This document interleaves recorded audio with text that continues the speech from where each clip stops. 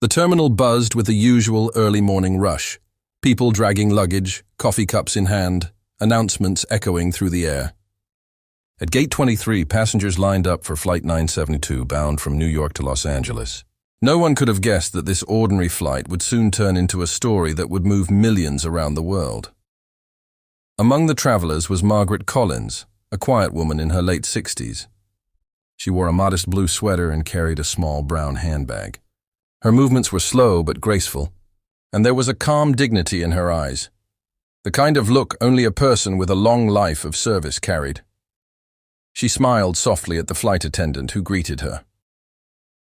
"Good morning, Mom. Welcome aboard." "Thank you, dear," she replied, her voice warm but faintly tired. Margaret found her seat near the middle of the plane, put her bag in the overhead bin, and sat down with a sigh. She fastened her seatbelt and looked out the small round window, watching the ground crew move briskly below. For a moment, her mind drifted far away, to dusty tents in war zones, the cries of wounded soldiers, and the nights she had stayed awake holding trembling hands. Margaret had spent 30 years serving as a U.S. Navy nurse, saving lives in places most people only saw on the news. She had retired quietly, never seeking recognition. Today's flight was supposed to be a simple trip to visit her daughter. But destiny had something else in store. Just as the cabin crew prepared for takeoff, a flight attendant approached her with a slightly uneasy smile. "Excuse me, ma'am. May I please see your boarding pass?" Margaret handed it over without hesitation. The attendant checked it, then glanced toward the cockpit before saying softly, "I'm so sorry, ma'am, but the captain has requested to speak with you before departure." Margaret blinked in surprise. "To speak with me? The captain?" "Yes, ma'am," the attendant said, clearly nervous. "If you could please come with me." Whispers spread through the nearby rows as passengers turned their heads. Some frowned, others looked curious. Margaret stood slowly, clutching her handbag. Her heart beat a little faster. She hadn't done anything wrong, at least not that she knew of. When she reached the cockpit door, the attendant knocked gently. A deep male voice answered from inside. "Send her in." Margaret stepped in carefully. The pilot, Captain David Harris, turned in his seat to face her.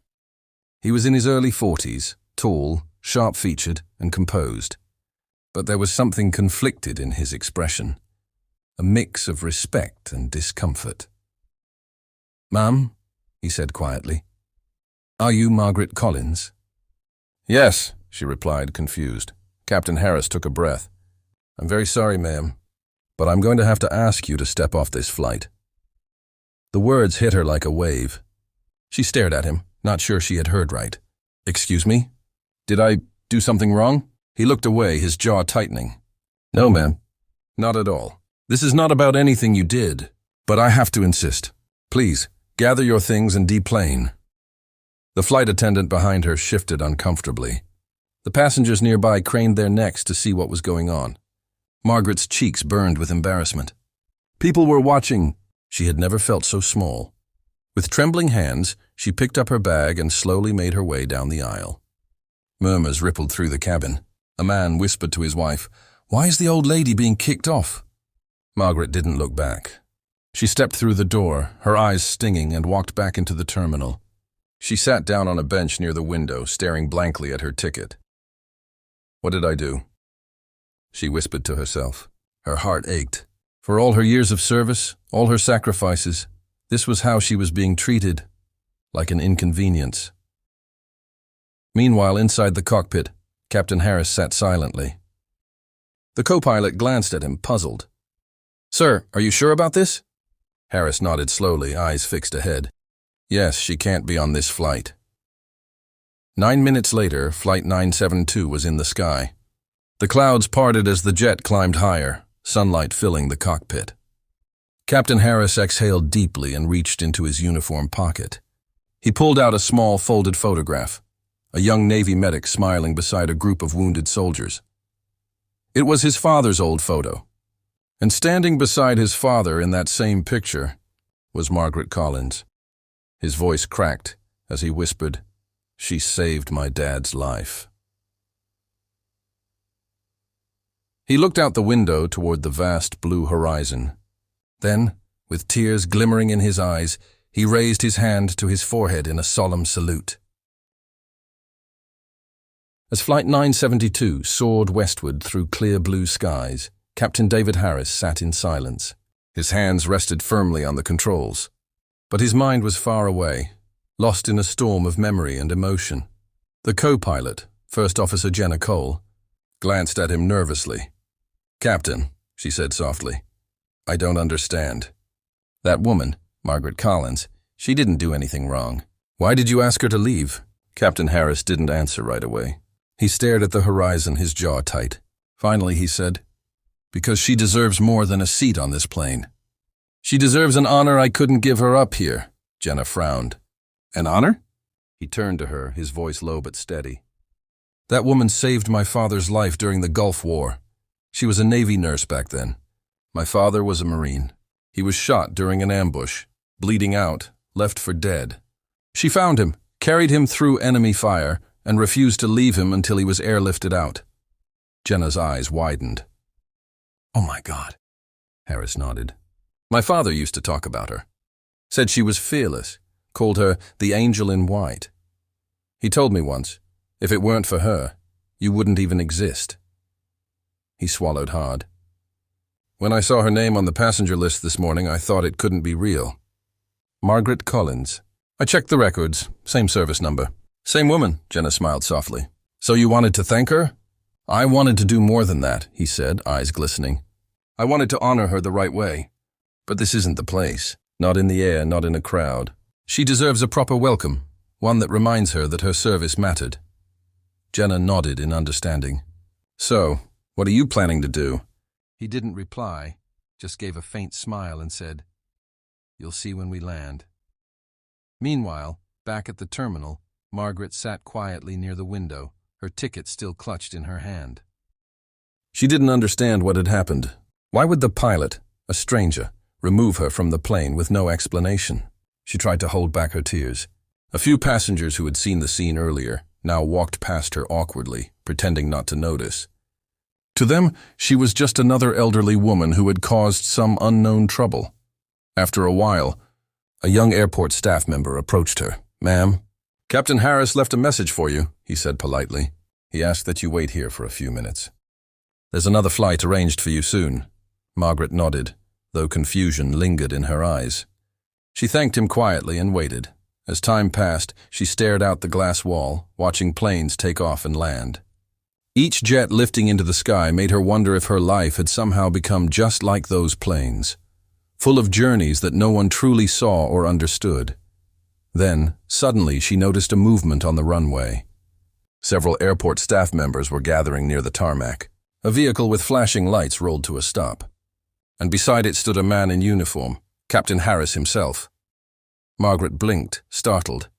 "What in the world?" she whispered. The young staff member smiled. "He asked us to bring you outside, ma'am." Margaret hesitated. "Outside? Why?" "You'll see," he said gently. She followed him, her steps slow and uncertain. As they exited onto the observation area, the roar of jet engines filled the air. The cold wind brushed her silver hair. Ahead of her, Captain Harris stood at attention, his uniform immaculate, his posture straight as a soldier. When he saw her, he walked forward, removed his cap, and stopped a few feet away. His eyes shone with deep respect. "Ma'am," he said firmly, "I owe you my life." Margaret froze. I don't understand." He handed her an old, faded photograph, the same one he'd looked at in the cockpit. In it, a young nurse knelt beside a wounded Marine, her hands covered in bandages. "That Marine," he said quietly, "was my father." Margaret's hand trembled as she held the photo. The memories came flooding back. The gunfire, the dust, the smell of blood and medicine. She remembered that young soldier who had nearly died in her arms. "I didn't know," she whispered, tears forming in her eyes. Harris's voice broke slightly. "You saved him. And because of that, I got to have a father. I got to grow up, to fly, to live. You gave me everything, ma'am." Then right there on the tarmac, in front of the gathered staff and stunned passengers watching through the terminal glass, Captain Harris stood at attention and saluted her. For a moment, time stood still. The roar of planes faded. The world seemed to hold its breath. Margaret raised her trembling hand and returned the salute, a tear rolling down her cheek. In that single gesture, decades of silence, sacrifice, and forgotten service were finally honored. It wasn't just a salute between a pilot and a nurse. It was a bridge between generations, between war and peace, between gratitude and grace. The moment Captain Harris raised his hand in salute, something extraordinary happened, something no one had expected. The quiet corner of the runway suddenly became a scene of awe and emotion. Airport staff froze where they stood. Ground crew removed their caps, and even nearby passengers watching from the terminal windows pressed their hands against the glass in silence. It was a gesture that said more than words ever could. Margaret stood there, her frail body trembling slightly under the weight of the moment. Her lips parted, but no words came out. She could only stare at the man before her, the son of a soldier she had once saved, now standing tall in uniform, returning a salute she never expected to receive. Her eyes filled with tears, and her trembling hand slowly rose in return. The wind caught her silver hair as her salute met his, not as a veteran and a pilot, but as two souls forever connected by the unseen threads of history. The world around them blurred. For those few seconds, it felt like time itself had paused to honor her. Then, as Harris lowered his hand, he took a step forward and said softly, "You deserve to fly with honor, ma'am." "Not as a passenger, but as a hero," Margaret's voice quivered. "I was just doing my duty." He smiled gently. "Sometimes duty changes the world. My father used to say that real heroes don't wear medals. They carry memories." The words hit her deeply. She clutched the photo of the young soldier, his father, and whispered, "He was so brave." "I never knew what happened to him. He lived," Harris said with a proud smile. "He came home. He told us stories about the nurse who saved him. You were like a guardian angel in his eyes." Margaret's tears finally spilled over. "I never expected to be remembered." "You were never forgotten," he said quietly. As the sun began to set, a golden light washed over the runway. A few airport staff members began filming the scene on their phones. They didn't mean to intrude. They simply wanted to preserve what they instinctively knew was something special. The video later showed Captain Harris standing at full attention, saluting the elderly woman who had once saved his father's life. Within hours, that clip spread across social media. At first, it appeared on a few veteran community pages. Then, a news channel picked it up with the headline, "Pilot salutes unknown nurse who saved his father's life, 9 minutes after asking her to leave his plane." By morning, it had been viewed by millions. People were stunned by the story, the mysterious order, the emotional reunion, the salute that captured the world's heart. Messages flooded in from around the globe. "She's a hero." "That salute brought me to tears." "This is the kind of respect every veteran deserves." The airline released a statement confirming the story, calling it an extraordinary act of honor. Captain Harris declined interviews, saying simply, "It wasn't about me. It was about her." Meanwhile, Margaret sat quietly in her small apartment the next day, unaware of the viral storm. Her phone rang constantly, reporters, organizations, even military officials trying to reach her. When she finally answered one call, a calm voice said, "Mrs. Collins, this is the U.S. Navy Public Affairs Office. We saw what happened yesterday. The Secretary of the Navy would like to meet you." Margaret's breath caught. "Meet me? Why?" "To thank you in person." A week later, at a small ceremony on a Navy base, Margaret stood in front of hundreds of service members. Her hair was neatly tied back, and she wore her old Medal of Service, slightly tarnished but shining under the lights. Captain Harris was there too, in full uniform. When he stepped forward, he handed her a folded American flag and said, "On behalf of the men and women of the United States Navy, thank you for your courage, your service, and your sacrifice." The crowd stood and applauded. Some soldiers wiped away tears. For the first time in years, Margaret smiled fully, a smile that came from deep within her heart. She looked at Harris and whispered, "Your father would be proud of you." Harris replied softly, He'd say the same about you. After the ceremony, they sat together under a quiet sky. Harris told her stories about his father, how he'd always kept the nurse's photo in his wallet, how he spoke of her kindness whenever he looked at his son. Margaret listened, her eyes glistening. "You know," she said, "when you asked me to leave that plane, I thought I'd done something wrong." He smiled. "No, ma'am. I just wanted the world to see who you really were. I wanted you to step off that plane, so everyone could see the hero I was saluting." Her heart swelled with gratitude and humility. "I didn't do it for recognition." "I know," he said. "That's what makes you a hero." As the evening wind brushed past them, Margaret looked toward the horizon, the same endless sky she had watched from so many flights, missions, and hospitals. For the first time, it didn't feel empty. It felt like home. And somewhere in that sky, it felt as if a familiar voice whispered, the voice of a soldier she once saved. "Thank you, Angel in White." Months passed after that unforgettable day on the runway. The world had seen the salute, and Margaret's story had touched millions of hearts. But for her, life remained simple. Quiet mornings with tea, old photos on the wall, and the distant hum of airplanes passing above her home. She often sat by the window watching the sky. Every time she saw a plane, she smiled softly. "Fly safe," she would whisper, as if sending her blessing to the travelers within. Her days were calm, but her heart was full. For decades, her service had gone unnoticed, the long nights, the fear, the endless sacrifices. But now people knew her name. They sent letters from across the country, veterans, soldiers' families, even children who wrote, "Thank you for your bravery." Still, Margaret never let it change her. "I'm not a hero," she would say to anyone who asked. "I just did what I had to do." One afternoon, Captain David Harris visited her again. He was off duty, dressed casually, holding a small box in his hands. "Good afternoon, Ma'am," he greeted warmly. "Captain," she smiled. "What brings you here?" He handed her the box. "Something I wanted to give you personally." Inside was a silver model airplane, a perfect miniature of his jet, with her name engraved on the side. "In honor of Margaret Collins, the angel who saved a soldier." Her hands trembled as she lifted it. "It's beautiful," she whispered. "I had it made for you," he said.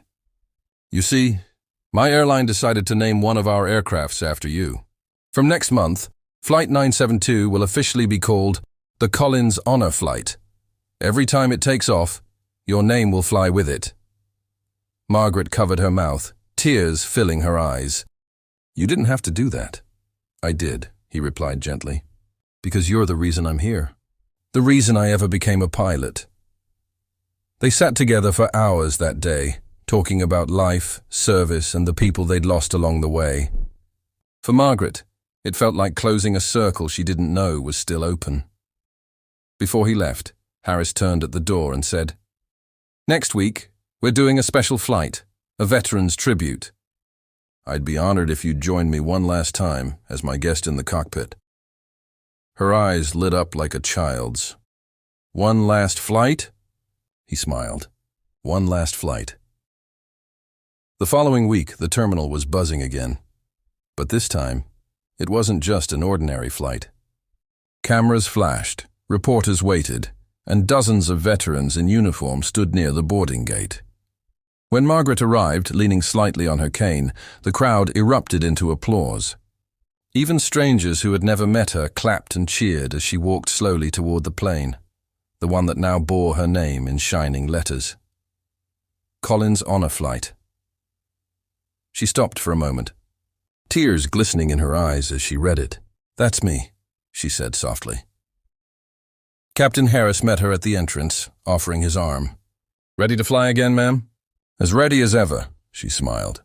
During takeoff, she sat beside him in the cockpit. As the engines roared and the plane lifted from the ground, she looked out the window, the clouds glimmering in the sunlight. "I've seen skies like this before," she said quietly. "But today it feels different," Harris smiled, "because today the sky belongs to you."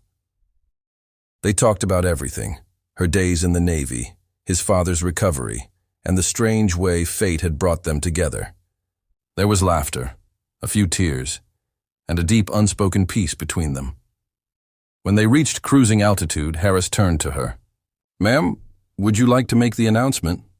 She looked surprised. "Me?" He nodded. She hesitated, then pressed the intercom button. "Good afternoon, ladies and gentlemen," she began, her voice soft but steady. "This is Margaret Collins speaking. Some of you may know me, most of you don't, but I want to thank you, not just for flying, but for remembering that kindness, courage, and compassion never go out of style." The cabin burst into applause. Some passengers wiped away tears. A few months later, Margaret passed away peacefully in her sleep. She was buried with full military honors, her photo placed beside the same small silver airplane Harris had given her. At her funeral, Captain Harris stood among the mourners, wearing his uniform. When the flag was folded and handed over, he stepped forward one last time. He placed his hand to his forehead and gave her the same salute he had once given on the runway, firm, respectful, and filled with gratitude. "Thank you, ma'am," he whispered, "for saving my father. "and for teaching the world what true honor looks like." Above them, as if by fate, a plane roared across the sky, the Collins Honor Flight, making its scheduled journey west. Everyone looked up, their hearts full. The sunlight shimmered on its wings like a final blessing. And in that moment, it felt as if Margaret herself was still there, soaring higher than ever, watching over them from the heavens.